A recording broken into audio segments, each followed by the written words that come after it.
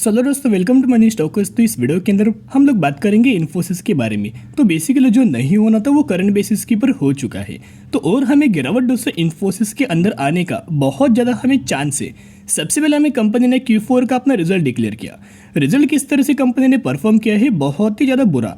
Year basis दोस्तों अगर आप देखोगे तो कंपनी ने बहुत अच्छा अपना रिजल्ट हमें परफॉर्म किया है। लेकिन वही अगर आप Q1Q बेसिस के ऊपर देखोगे तो वही सेम इनकम के अंदर भी आपको फॉल नजर आया, नेट प्रॉफिट के अंदर तो ह्यूज अमाउंट ऑफ फॉल आया और अर्निंग पर शेयर के अंदर भी हमें ह्यूज अमाउंट ऑफ हमें फॉल नजर आ चुका है। तो बेसिकली जो कंपनी के अंदर जो प्रॉब्लम हुआ है, जो दिक्कत हुआ है, वो Q1 के बेसिस के ऊपर हुआ है। लेकिन ईयर बेसिस कंपनी ने बहुत ही अच्छे खासा दोस्तों परफॉर्म किया है।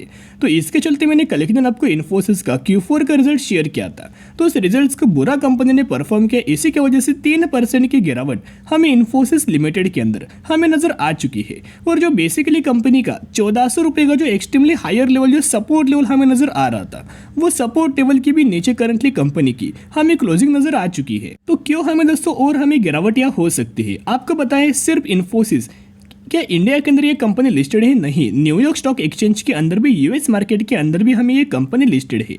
तो बेसिकली आप डेट या नोट करना कि जो डेट क्या है, 13 अप्रैल यानी कि कल के दिन हमें डेट है। तो जिसके चलते हमें इन्फोसिस एडीआर के अंदर ऑलमोस्ट इस रिजल्ट्स के चलते हुए ही 10% की गिरावट हमें हुआ है। जो इंडियन मार्केट के अंदर जो इन्फोसिस है उसके अंदर तो 3%, लेकिन इसके वजह से ही हमें जो इन्फोसिस एडीआर जो न्यूयॉर्क स्टॉक एक्सचेंज के अंदर, यूएस मार्केट के अंदर जो कंपनी लिस्टेड है, उसके अंदर तो ऑलमोस्ट हमें 10% की गिरावट हुआ है। तो इतना अगर ह्यूज अमाउंट ऑफ गिरावट दोस्तों नजर आएगा तो इंडियन स्टॉक मार्केट के अंदर जो इन्फोसिस लिमिटेड जो कंपनी है उसके अंदर मंडे के दिन हमें ह्यूज अमाउंट ऑफ गिरावट हो सकती है। तो चलो दोस्तों, रिजल्ट भी एक बार मैं आपके साथ शेयर करना चाहूंगा। तो यहाँ अगर आप देखोगे बेसिकली तीनों क्वार्टर के हिसाब से हम लोग बात करेंगे। जितने भी नंबर है रुपीज एंड करोड़ के अंदर हमें नंबर्स निकल के आ रहे। तो सबसे पहले दोस्तों हम लोग बात करेंगे इनकम के बारे में। तो ये जो क्वार्टर का है, सेम क्वार्टर का पिछले साल का रिजल्ट से, ये पिछले क्वार्टर का, और ये इस क्वार्टर का रिजल्ट से। पिछले साल 33,000 करोड़, पिछले क्वार्टर में 39,000 करोड़, इस क्वार्टर की अगर बात की जाए तो 38,000 करोड़। तो यहाँ अगर आप ईयर बेसिस देखोगे तो बहुत अच्छा खासा कंपनी ने परफॉर्म किया है। लेकिन सेम अगर आप यहाँ क्वार्टर ऑन क्वार्टर बेसिस देखोगे तो हमें इनके अंदर फॉल आपको नजर आ चुका है। तो कंपनी का सबसे ज्यादा मेन जो पैरामीटर्स है, प्रॉफिट फॉर द पीरियड। तो अगर आप इनका प्रॉफिट फॉर द पीरियड के अंदर दोस्तों यहाँ देखोगे तो पिछले साल हमें कितना था, 5,695 करोड़, पिछले क्वार्टर में 6,586 करोड़, इस क्वार्टर में 6,134 करोड़। तो ईयर बेसिस तो अच्छी खासी जंप है। लेकिन वही अगर आप क्वार्टर ऑन क्वार्टर बेसिस देखोगे तो 500 करोड़ का हमें fall quarter on quarter basis के ऊपर नजर आया है। तो इस सबसे वर्स्ट हमें पैरामीटर्स हमें Q1 के बेसिस के ऊपर इन्फोसिस के अंदर नजर आ रही है। और अगर आप दोस्तों इनका अर्निंग पर शेयर देखोगे तो बेसिकली अर्निंग पर शेयर पिछले साल कितना था, 13.56, पिछले क्वार्टर में 15.72, इस क्वार्टर में 14.79। तो ईयर बेसिस तो अच्छी खासी जंप, लेकिन क्वार्टर ऑन क्वार्टर बेसिस तो इनके अर्निंग पर शेयर के अंदर फॉल नजर आया। इनका इनकम देखिएगा, इनका नेट प्रॉफिट देखिएगा, या फिर इनका अर्निंग पर शेयर देखना, Q1 के बेसिस के पर फॉल आ चुका है। तो ये जो दोस्तों जो हमें रिजल्ट्स के अंदर जो फॉल आया है, इसका कुछ जो पार्ट है रिसेशन की वजह से हमें इसका इंपैक्ट नजर आया है। रिसेशन की वजह से, फेयर की वजह से दोस्तों बिल्कुल भी कंपनीज ने अच्छा हमें परफॉर्म नहीं किया, फर्स्ट पॉइंट हुआ।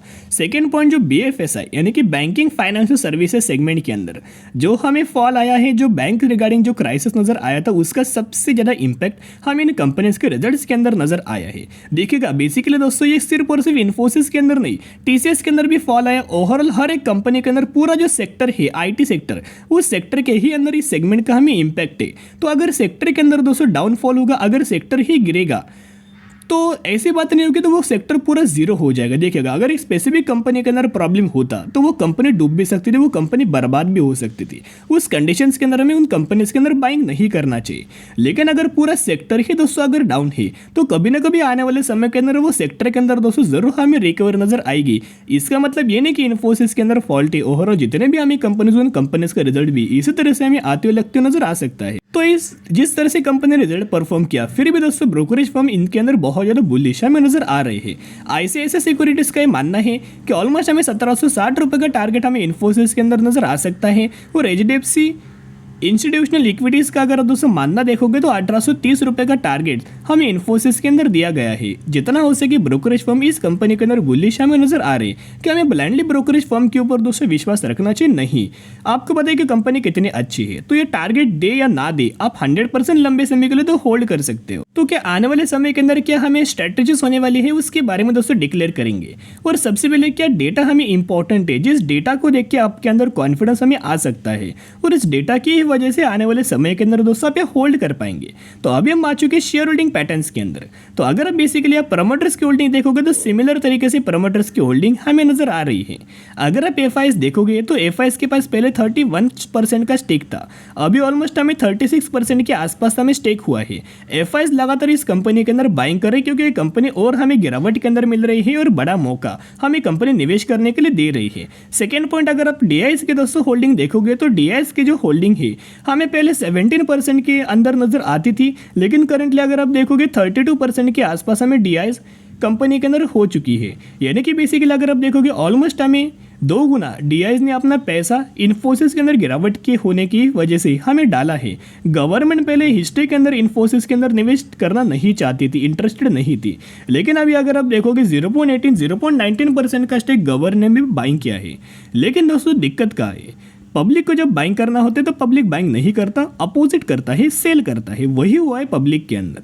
तो अगर आप पब्लिक की होल्डिंग देखोगे तो 36% पहले थी, अभी 15.5% है। यानी कि जितना स्टेक पब्लिक ने बेचा है उतना ही स्टेक हमें बेसिकली प्रमोटर्स ने बाइंग किया है, एफआईएस ने बाइंग किया है, डीआईएस ने बाइंग किया है, गवर्नमेंट ने बाइंग किया है। यानी कि हर एक लोगों ने इस कंपनी के अंदर बाइंग किया क्योंकि कंपनी अच्छी है, कंपनी फंडामेंटली स्ट्रांग है और एक स्पेसिफिक कंपनी के अंदर प्रॉब्लम नहीं है। ये जो प्रॉब्लम से, जो दिक्कत से पूरे सेगमेंट के अंदर पूरे सेक्टर को हमें नजर आ रहा है। एज वेल दोस्तों और ज़्यादा कॉन्फिडेंस इंक्रीज करने के लिए मैं आपके साथ म्यूचुअल फंड्स का, इन्फोसिस के अंदर बाइंग का डेटा के बारे में बात करेंगे। तो यहाँ अगर आप देखोगे मार्च 2023 का अपडेटेड डेटा के बारे में हम लोग बात करें, आप यह देख सकते हैं इन्फोसिस तो 188 म्यूचुअल फंड्स की बाइंग एंड 76 म्यूचुअल फंड्स की सेलिंग हमें इन्फोसिस के अंदर हो चुकी है। यानी कि लगातार जो ब्रोकरेज फर्म या फिर लगातार जो म्यूचुअल फंड जो इंटरेस्टेड है बाइंग की ओर ही ज़्यादातर हमें इंटरेस्टेड नजर आ रही है। तो दोस्तों ट्रुथ को तो कोई चेंज नहीं कर सकता, सच्चाई को कोई बदल नहीं सकते। तो सच्चाई क्या है, कंपनी ने बुरा परफॉर्म किया, इसकी वजह से बुरा तो इम्पैक्ट नजर आएगा शॉर्ट टर्म में। तो एक तो बात पक्का हुआ है कि जो न्यूयॉर्क स्टॉक एक्सचेंज के अंदर जो इन्फोसिस एडीआर नाम से जो कंपनी लिस्टेड है उसके अंदर 10% की गिरावट हुआ है। तो बहुत ज़्यादा हमें चांसेस नजर आ रहे हैं कि मंडे के दिन एक तो गैप डाउन आपको ओपनिंग नजर आ सकती है इन्फोसिस की, या फिर ओपनिंग होते होते ही इन्फोसिस के अंदर में करेक्शन नजर आ सकता है। तो एक करेक्शन होने का एक बढ़िया मौका है, एक एज अ मौका दोस्तों लेना, एज अ अपॉर्चुनिटीज आप यह ले सकते हो। और इन्फोसिस जैसे फंडामेंटली स्ट्रॉन्ग कंपनी को लंबे समय के लिए होल्ड करना सिर्फ इन्फोसिस के अंदर प्रॉब्लम नहीं है। मैं अभी दोस्तों आपके साथ शेयर करता हूँ।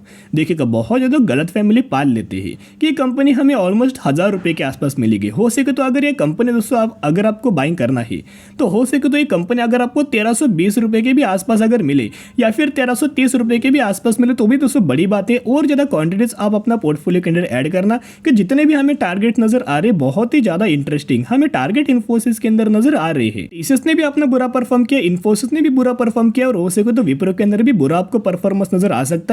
और इसी तरह से विप्रो की भी अंदर हमें गिरावट आने वाले समय के अंदर नजर आ सकती है।